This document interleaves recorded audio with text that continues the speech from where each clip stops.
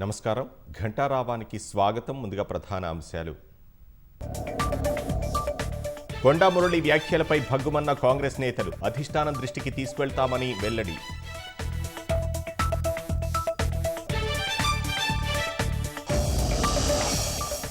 కొండా మురళి వ్యాఖ్యలపై స్పందించిన PCC chief పరిశీలకుల నివేదిక వచ్చిన తర్వాత చర్యలుంటాయని వెల్లడి.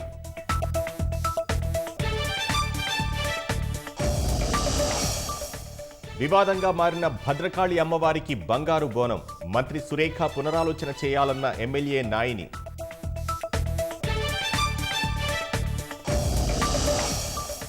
వర్ణుడి రాక కోసం ఎదురుచూస్తున్న రైతన్నలు. విత్తనాలు మొలకెత్తలేదని ఖమ్మం జిల్లా కర్షకుల ఆందోళన.